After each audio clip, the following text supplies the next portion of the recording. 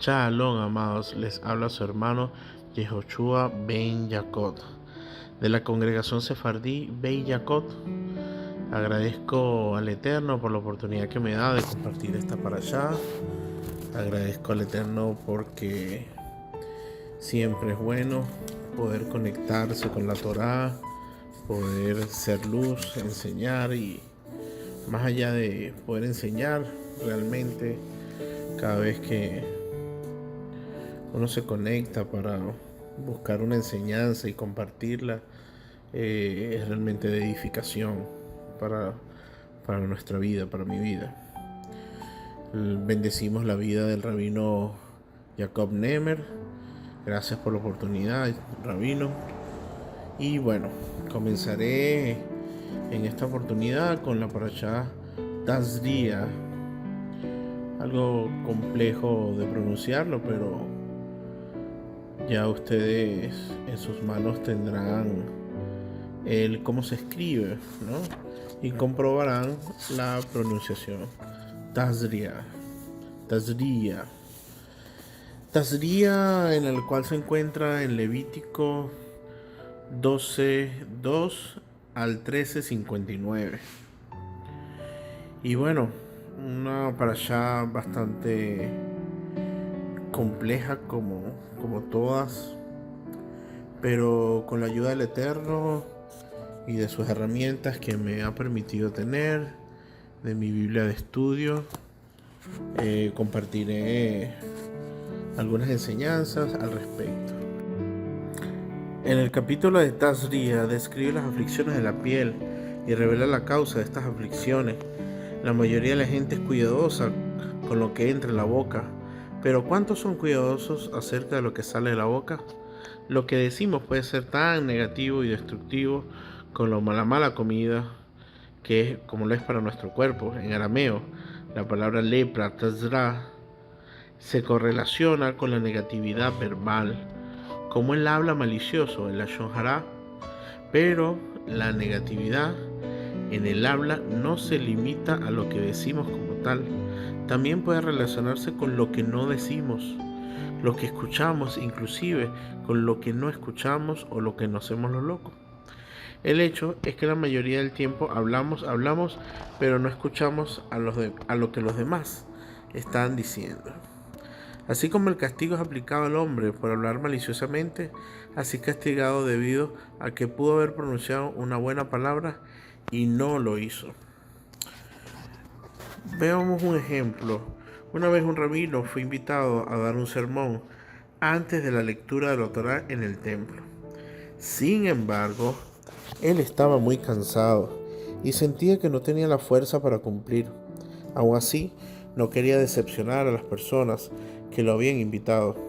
Así que dijo a la congregación: he dado muchos sermones durante años, pero en esta oportunidad me gustaría escuchar lo que ustedes tienen que decir. La importancia de escuchar a los demás es algo que las personas en un nivel espiritual elevado deben alcanzar, deben mantener. Indiferentemente de que la gente tenga la razón o no, tenemos la responsabilidad de escucharlos. Si no cumplimos con esta responsabilidad, ¿cómo podemos esperar que los demás nos escuchen? Había un gran sabio que al final de sus días estaba tan enfermo y débil que no podía sino susurrar. No obstante, él seguía instruyendo a sus alumnos, los cuales se sentaban muy cerca para escucharlo. Un rabino de la localidad fue a observar este hecho.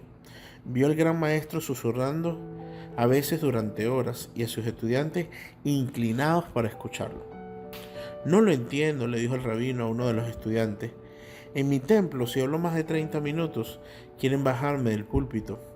Ustedes no solo escuchan al maestro durante muchas horas, sino lo escuchan a pesar del hecho de que apenas pueden hablar. Escuchamos atentamente y durante mucho tiempo, le contestó el alumno, porque sabemos que si uno de nosotros tuviese que hablar con nuestro maestro y tuviésemos que susurrar, él se inclinaría para escucharnos lo que tenemos que decir por el tiempo que fuera necesario. Si queremos alcanzar un nivel desde el cual podemos enseñarle a otras personas, también debemos alcanzar el nivel en el cual escuchemos atentamente a los demás. Para ser protegidos de la lepra espiritual, debemos aprender a escuchar y no solamente a hablar. Salman Shazar era miembro de la Knesset, Asamblea Legislativa de Israel, antes de que se convirtiera en presidente de Israel. Un día viajó de Jerusalén a Tel Aviv para reunirse con Rab Ashla. Cuando Salman Shazar llegó, Rab Ashla le preguntó: ¿y qué hay de nuevo en la Knesset? Shazar contestó: perdóneme, pero no vine a escuchar lo que yo tengo que decir. Me habría podido quedar en Jerusalén para eso. Vine a escuchar solamente lo que usted tiene que decir. Sin embargo, tampoco basta con solo escuchar. Aprendemos de Job que hay momentos en los que debemos hablar y decir lo que tenemos que decir. Junto a Balán y Yitro, Job era uno de los consejeros de Faraón durante la época de Moshe. Cuando el Faraón le preguntó qué debía hacer con los hijos de Israel, Bilán recomendó que fuesen asesinados. Yitro se opuso y se fue a Midian, y el joven Job permaneció callado. Está escrito que todo lo que ocurrió a Job más adelante en su vida fue porque no dijo lo que tenía que decir en defensa de su gente. Con frecuencia no es lo que decimos, sino lo que escuchamos, lo que siembra la semilla de la negatividad. Está escrito en la Biblia: no aborrecerás a tu hermano en el corazón. No dice no aborrecerás, también añade en tu corazón. Si tenemos odio en nuestro corazón, el daño está hecho indiferentemente de que hayamos hablado o nos hayamos quedado en silencio. Por tanto, cuando llega el momento de hablar, no debemos quedarnos callados. Por supuesto, esto no quiere decir que debemos ser reactivos y soltar lo primero que se nos viene a la mente. Si estamos molestos, por ejemplo, es importante dejar que pase un poco el tiempo antes de reaccionar. Cuando finalmente hablamos, no solo habremos liberado nuestro dolor personal, sino más importante aún, somos capaces de revelar la luz del Creador. De este modo podemos ser como el Creador, podemos ser la causa en vez del efecto y evitar acciones que provienen desde el marco mental reactivo. La conexión de nuestro Creador con nosotros nunca cambia debido a la forma en que actuamos. Todo lo que nos ocurre es solo para ayudarnos en nuestro camino espiritual. Tal vez necesitemos algunas sacudidas para alcanzar la realización, pero todo lo que el Creador hace proviene de una intención de ayudarnos y de mejorar las cosas para nosotros. Está escrito que si una persona aparentaba tener lepra, tenía que acudir al Kohen Gadol. Pero ¿por qué la Biblia no indica sencillamente los síntomas para diagnosticar la lepra, en lugar de decir que la persona debía ir al sacerdote? En cambio, si queremos conocer algún otro tema de la Torá, allí está la respuesta. Ella misma la da. Uno se puede autodiagnosticar, pero en el caso de la lepra, uno debe ir a un tercero, al sumo sacerdote. ¿Y por qué es diferente con la lepra? En respuesta a esto, tenemos que la Gemara enseña que nosotros no podemos ver nuestras propias aflicciones, sino solamente las aflicciones de las demás personas. Es por ello que debemos consultar al sumo sacerdote acerca de la lepra. Si nosotros mismos tenemos que decidir si somos puros o no, realmente nosotros nos vamos a favorecer en el juicio. Sin duda alguna, este principio aplica a muchas más cosas que la lepra. Siempre vemos que está mal en los demás, vemos sus defectos, vemos lo que está mal en ellos, pero no lo que está mal en nosotros. El Magid de Metzrish Rab Dorber enseña que cualquier característica que observamos en los demás en realidad está presente en nosotros. Es por ello que cuando el Creador nos muestra el problema de alguien, no es para que le señalemos sus fallas, es para que nosotros veamos cuál problema tenemos nosotros. Incluso si entendemos por qué debemos acudir a otra persona para saber qué está mal en nosotros, ¿Por qué la persona debe ser un Cohen? ¿Qué cualidades posee un sacerdote que no tienen los demás? Una historia de Yehuda responde esta pregunta de una manera hermosa. Había una vez una princesa que adoraba en gran manera a la sabiduría del rabino Yehuda, a pesar del hecho de que él tenía una terrible joroba. Un día la princesa le preguntó por qué el Creador dio tanta sabiduría a una vasija tan fea. El rab Yehuda contestó con la pregunta: ¿dónde guarda el vino tu padre? En una botella de arcilla, contestó. La gente pobre también guarda su vino en una botella de arcilla, dijo rab Yehuda. Pero tu padre tiene todo el dinero del mundo. ¿Por qué no guarda su vino en botellas de oro? La princesa fue a casa y le dijo a sus siervos que almacenaran el vino del rey en botellas de oro. Después de cierto tiempo, cuando sirvieron el vino en una cena de estado, estaba dañado. El rey estaba furioso y quería saber quién había arruinado su vino. Cuando la princesa confesó, el rey preguntó: ¿no sabes que el vino siempre debe guardarse en una botella de arcilla? Lo que vemos en el exterior de una persona rara vez refleja la naturaleza interior de la persona. Esta es una enseñanza muy importante, pero la pregunta sigue en pie. ¿Por qué un sacerdote es el único que puede ver cómo alguien es realmente?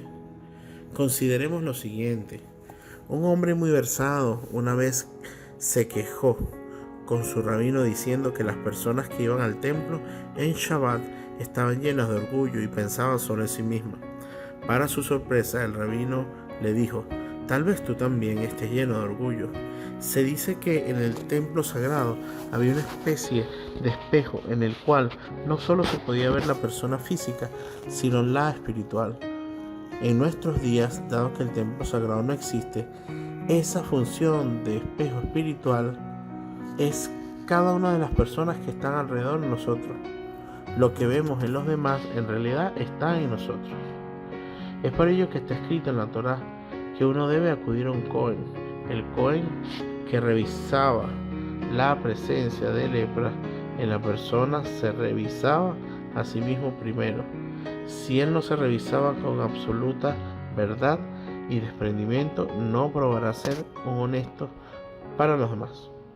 En términos espirituales, el Cohen representa la sefira de Gesed, benevolencia y la misericordia, que quiere decir que el sacerdote tenía la capacidad de salir de sí mismo. Él no se concentraba en sus propias necesidades, sino que en lugar de ello estaba preocupado por las necesidades de otras personas. Era para servir las necesidades de los demás que Abraham, el patriarca, la personificación misma de Gesed, tenía una tienda con 4 aberturas. Él quería que la gente pudiera llegar a él tan fácilmente como fuera posible y que entraran por cualquier abertura. Solo alguien que abandona el sentido de la autoimportancia, sus propias necesidades y sus deseos, puede ver que anda mal consigo mismo y no solo que anda mal con los demás. Es por ello que solo un Cohen puede decidir quién era puro y quién no. Tenemos un dato interesante en Tasdía. El número de versículos en este capítulo es también el valor numérico de la palabra Binah, que es una dimensión de lo no físico, donde está la luz, y es el almacén, una especie de almacén o contenedor de energía para todo lo que necesitamos y deseamos de la vida. Hoy en día el cáncer es un azote en el cual nos aflige de la misma manera que la lepra de aquellos tiempos. La conexión con Binah de esta lectura nos ayuda a elevarnos a una dimensión en la cual el cáncer no existe. Esta es una parashá que nos habla o está ligada directamente con el tema de la Shohara, del hablar mal, incluso, como decía al principio, ni siquiera del hablar, sino con tan solo pensar o quedarse callado. En este tiempo de la cuarentena, quizás muchos han adoptado hábitos malos, pero es un tiempo para aprovecharlo, para corregir, de tomar esta oportunidad y cambiar esos hábitos de nuestra habla, esos hábitos que de pronto habíamos tomado en el trabajo, en la universidad, en la calle. Tenemos un tiempo hermoso para poder rectificar, poder corregir. Y pudiese decirles que hay un ejercicio sencillo para el cual ir modificando esos pensamientos y esa habla. Sustituyamos y las palabras aquellas que dañen a otros, principalmente a nuestra familia.